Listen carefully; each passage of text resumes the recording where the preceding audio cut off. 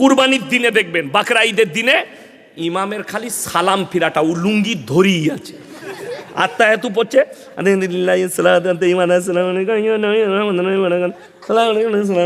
চবে তাড়াতাড়ি চ, গোটা ফেলা, চ, ওইখান থেকে লুঙ্গি গুটুতে গুটুতে হারাম করে আসছে। দোয়া নাই, কিচ্ছু নাই, দরুদ নাই। হ্যাঁ, এর নামাজটা কত ভালো হবে বলুন তো? এরা কি করবে আমাদের দেশে? সেই দিনে দেখলাম আমার গ্রামে আমার আব্বাজি রেগে গিয়েছিলেন। নামাজ পড়ে বেরিয়েছি, জোহরের পরে জানাজার নামাজ, বেরিয়ে দেখছি 3 কাতার আউলিয়া দাঁড়িয়ে আছে, তারা ফরজ নামাজ পড়ে নাই। তার মানে নামাজিরা পেছনে আর বেনামাজিরা আগে। এই মৌলবীরাও জানে, বহু জায়গায় ঘটনা ঘটে। বেরিয়ে দেখছে যারা 5 ওয়াক্তের নামাজি তারা পেছনের কাতারে, আর 3 কাতার 4 কাতার হারামখোর দাঁড়িয়ে আছে, ইচ্ছাকৃতভাবে নামাজ পড়েনি, দাঁড়িয়ে আছে, বড় গুনাহ। উজু করে মসজিদের বাইরে দাঁড়িয়ে আছে, নামাজ পড়বে না। শুনেলেন চায়ের দোকানে অনেক লোক ফুটানি করে, নামাজ না পড়তে পারি, গ্রামে আমি ভালো লোক বলে না, এরকম মাল নাই? শুনেলেন ইচ্ছাকৃতভাবে যারা নামাজ কাজা করে এবং তারা বলে নামাজ রোজা না করতে পারি, আমরাই ভালো লোক, তারা কান খুলে শুনে নাও, কিয়ামতের দিনে 2টো রাস্তা, একটাই জান্নাতীরা প্রবেশ করবে, একটাই জাহান্নামীরা। আল্লাহ তাআলা কোরআনে বললেন। বর্ধমানে খাগড়াগড় থেকে আমাকে বিকালে ফোন করেছে, বলিছে হুজুর হারামখোর বলেন না, শুনতে কিরকম লাগে? তুই মদ খাবি তোকে আমি হালাল খোর বলবো? তুই গাঁজা খাবি তোকে হালাল খোর বলবো? তুই সুদ খাবি তোকে আমি হালাল খোর বলবো?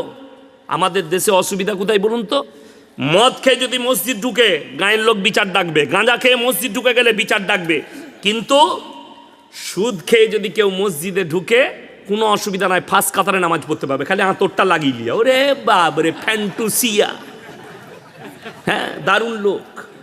আবার ওদের যদি ওই সুদ খেয়ে টাকা হয়ে যায়, সে আবার তখন বড় বড় ফতোয়া দেয়, দিয়ে সে চিন্তা করে সালা আমাকে মতওয়াল্লি করে দেয়। হ্যাঁ, মতওয়াল্লি হবার জন্য কতজন লাপাই জানেন।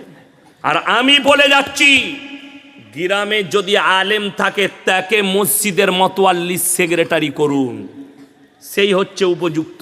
তার টাকা থাক আর না থাক, সে আলেম। আমাদের পুরসা মসজিদের সেক্রেটারিকে খোঁজ নিয়ে আসবেন, কে? মোল্লা শওকত আলী মাজাহির। সে হচ্ছে মসজিদের কি কথা বলে না, সেক্রেটারি। আপনাদের মসজিদের সেক্রেটারি কে? বড় মসজিদে হাসছেন আপনারা, এতগুলো আলেম থাকতে। হ্যাঁ, আমি বললি খারাপ, আমি কেন বলছি? আমার চাকরি যাবার ভয় নাই। চাকরি যাবার ভয় আছে আমার? আমাকে তাড়াতে পারবেন? আমাকে যদি বলে হুজুর এইসব বক্তব্য দেবেন, গাড়ি রেডি হয়ে আছে, নামবো, পালিয়ে যাবো, পয়সা ফেক, তামাশা দে, আবার যেখানে আসবো এইটাই বলবো। তুই লিতে পারিস তা লিবি, না লি না, পরিষ্কার কথা। এ তো ভাগ্য ভালো, আব্দুল হাফিজ ভাইয়ের নেক নিয়ত, ওই জন্য ডেট পেয়ে গেছে। না, ডেট খালি নাই, বাস্তব কথা বলছি, ডেট খালি নাই, নেক নিয়ত, আর অনেক দিন আগে ডেট বুক করেছেন। আমার ভাই, আপনাকে অনুরোধ করে বলে যাচ্ছি, আপনার সন্তানকে দ্বীনি শিক্ষা দেন, যাতে করে সে যেন হারাম হালাল বুঝতে পারেন। আজকে এতগুলো আলেম দোয়া করবে, আমি যতই দোয়া করি, আমি চ্যালেঞ্জ ছুড়ে বলে গেলাম, দোয়া কবুলিয়াতের জন্য শর্ত হচ্ছে হালাল খাবার। আপনাকে হালাল খাবার খেতে হবে, নারী হোক কিংবা পুরুষ হোক, হালাল খাবার। আপনি বোলপুরে যদি রেস্টুরেন্টে যান, আপনাকে জিজ্ঞেস করতে হবে না দাদা মুরগিটা জবাই না কাটা, কথা বলে না, জিজ্ঞেস করতে হয়। সকালবেলায় উঠে আপনার ঘরে জলসা শুনতে কুটুম এসছে, বিয়ায় এসছে, বিয়ান এসছে, তো বললে কালকে থেকে যাও বিয়ায়।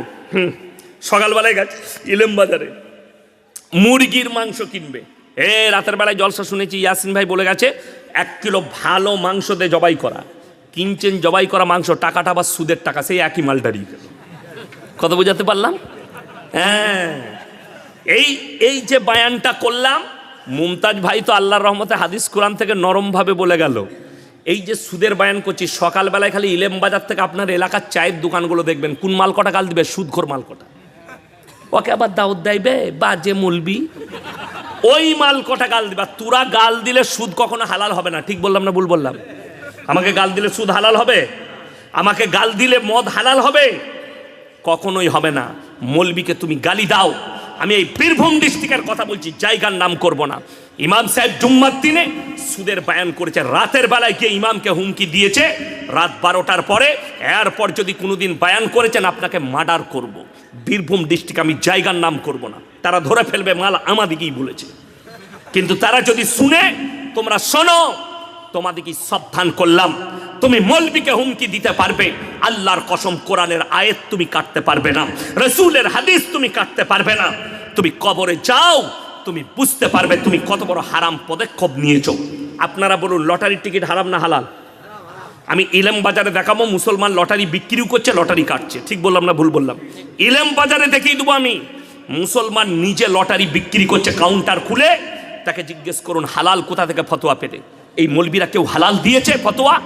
যদি লটারির টিকিট কাটা হালাল হতো, এই ইমামরা তোমরা যা বেতন দাও আমরা প্রত্যেক দিন একটা করে কাটতাম, 1 কোটি পড়ে গেলেই বাস কিস্তিমাত। কথাটা বুঝতে পারেননি? হারাম বলি তো আমরা ওই জায়গায় যেতে পারি না, ওই জায়গায় দাঁড়াতে পারি না। আর তুমি ওটাকে হালাল করে নিয়েছো নিজের জন্যে, কত কষ্টের বিষয়। আর বেঈমান কাফেররা এটাই চেয়েছে, তারা কামিয়াবি লাভ হয়েছে। আপনি মুসলমান আজকে হারাম জিনিসগুলোকে হালাল করেছে, যার কারণ কেন? তার কারণ হচ্ছে না দিনী শিক্ষা আছে, না তুমি আলেমদের টাচে আছো।